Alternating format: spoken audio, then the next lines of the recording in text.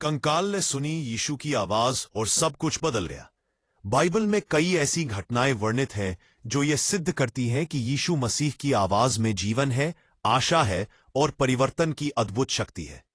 ऐसी ही एक अत्यंत प्रभावशाली घटना है कंकालों का जीवित होना, जब उन्होंने प्रभु यीशु की आवाज सुनी। यह कहानी केवल एक चमत्कार नहीं, बल्कि मानव जीवन के लिए एक गहरा आत्मिक संदेश भी है। यह दृश्य भविष्यवक्ता यहेजकेल की पुस्तक में मिलता है, जहां परमेश्वर उन्हें एक ऐसी घाटी में ले जाते हैं जो सूखी हड्डियों से भरी हुई थी। चारों ओर मृत्यु, निराशा और शून्यता का वातावरण था। यह हड्डियां लंबे समय से पड़ी थीं, जिनमें जीवन का कोई चिन्ह नहीं बचा था।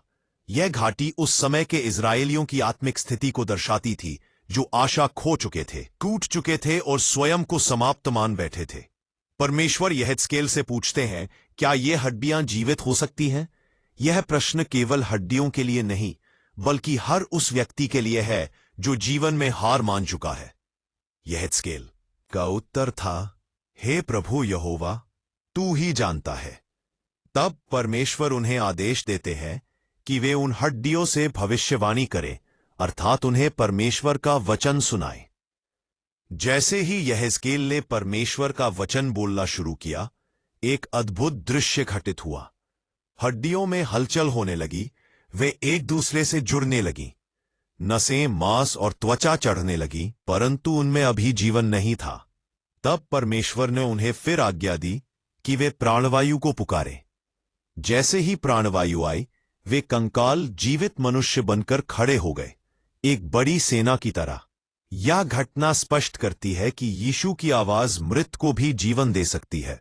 जहां मनुष्य की आशा समाप्त हो जाती है, वहीं परमेश्वर का वचन नई शुरुआत करता है।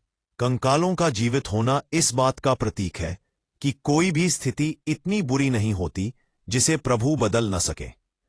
आज भी बहुत से लोग भीतर से कंकाल बन चुके हैं।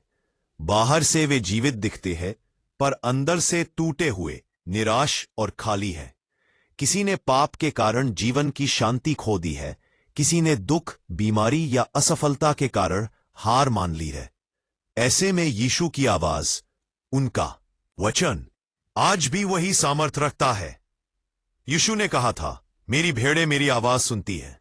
जो व्यक्ति यीशु की आवाज सुनता है, उसका जीवन बदल जाता है। जब वो आवाज हमारे कानों तक ही नहीं, बल्कि हमारे हृदय तक पहुंचती है, तब आत्मिक मृत्यु जीवन में बदल जाती है। भय विश्वास में, निराशा आशा में और अंधकार प्रकाश में बदल जाता है।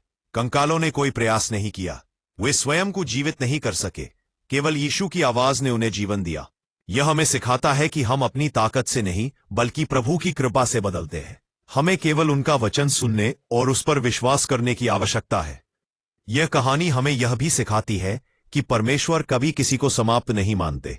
चाहे परिस्थिति कितनी ही सूखी और निर्जीव क्यों न लगे, प्रभु वहां भी जीवन उत्पन्न कर सकते हैं। जिस तरह सूखी हड्डियां एक बड़ी सेना बन गई, उसी तरह हमारा टूटा हुआ जीवन भी परमेश्वर के हाथों में महान गवाही बन सकता है। अंत में यह कहा जा सकता है कि जब कंकाल ने यीशु की आवाज सुनी, तो सब कुछ बदल गया। मृत्यु जीवन में, निराशा आशा में और हार विजय में। आज भी यदि हम अपने जीवन में यीशु की आवाज को स्थान दें, उनके वचन को सुने और माने, तो हमारा जीवन भी पूरी तरह बदल सकता है।